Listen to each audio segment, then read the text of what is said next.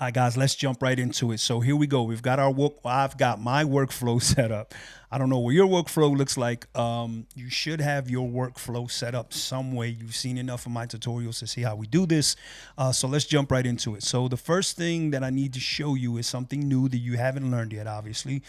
And it's this. It's how to bring movie clips up in Logic. Okay, so you have not learned how to import movie clips yet. It's super easy. You just grab the clip, drop it in. There is going to be a tutorial on how to do that, but in this session, it's already set up for you. So I'm going to show you how to open that movie in your Logic session. Okay, what you're going to do is you're going to go here, double click on that, and that opens up your movie scene so that you can see it. Now, if I hit play, you'll be able to see my movie as the playhead is playing. You'll be able to see my Logic. Okay, so there you go.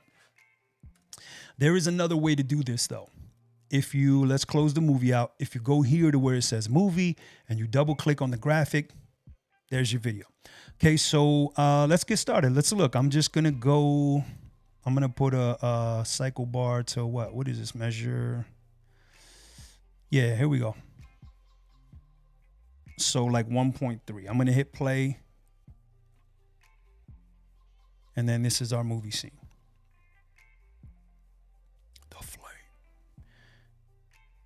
As you can see, it's quiet, silent. There's nothing going on. If I move my playhead, I want to show you this. If I grab my playhead and I move it slowly and look at the video, you can see pretty much frame by frame. Okay, see that? One thing I want to show you real quick is if you go here to snap and you click on smart and you go down to frames, grab your playhead and move it around again, you can actually go frame by frame in the clip. Okay, so if you need like a precise edit, if you need a precise spot in the frame, just go to frame. Otherwise, just go here to smart, the way I have it, and you should be good to go. If you need to go any further, any more precise, just move that to frames. So what I want to do is I want to start by attacking this fireplace here. Well, I'm about to say frame. There's a Christmas one here. I know I'm not crazy about that one, but I'm gonna click on it. I'm gonna press space bar. No, that's not gonna work.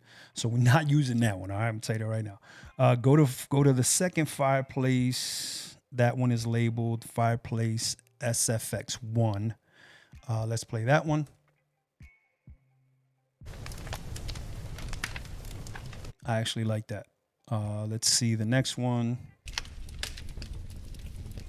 I think this second one for me works. You use the one that you like. Okay, so I'm going to take this and I'm going to drag it up to Logic and I'm going to drop it right here where my cycle bar starts.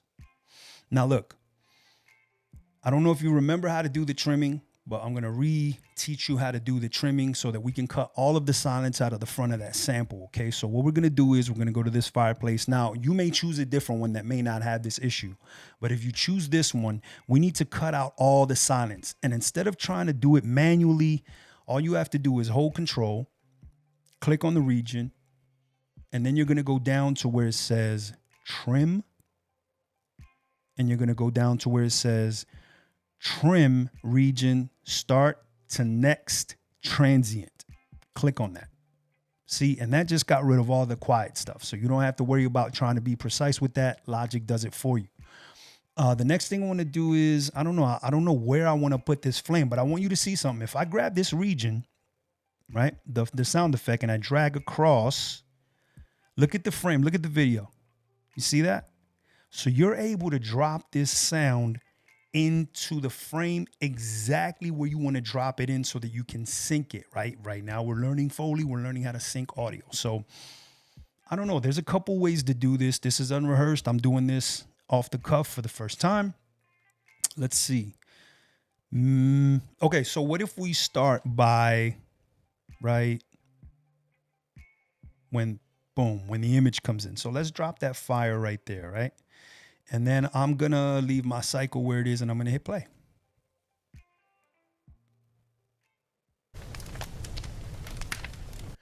That could be kind of cool if you want that abrupt beginning.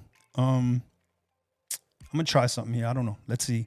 Where does the text start? So I'm going to grab my playhead. Grab your playhead. Move it over. I want to see where the text starts. Right here. See that? So it's actually at 1, 2, 4. So I'm going to grab my cycle bar and I'm going to move it to where that playhead is. So that's when the text opens up. I'm going to grab my fireplace and I'm going to drop it there. And let's see what that looks like.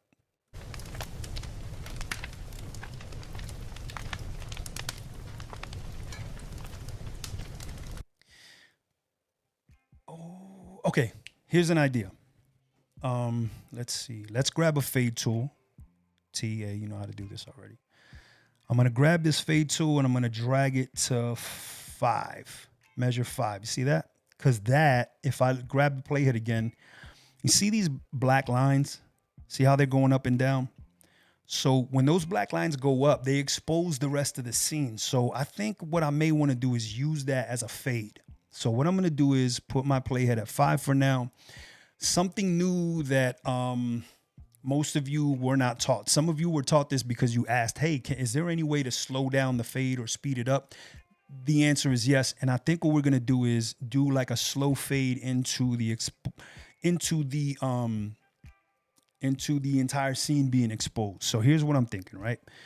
You got your fade tool. T, A is a shortcut. Now you see you see my icon, 2 arrows with the line in the middle. If I click and hold this and I drag to the left, you see that, how that curve, that makes the fade faster. It's going to fade in faster. We don't want that though. We want a slow fade in. So what I'm going to do is I'm going to click and drag to the right. See that? Now that's going to be a slow fade in, and I think this is going to be really cool. So if I'm right, in theory, right? As the video goes on, look at the black lines, see how they're going up? When the black lines reach the very top is when that sound effect is going to be its loudest. If I'm right, then what that's going to do is it's going to draw in the person watching this. So let's hit play.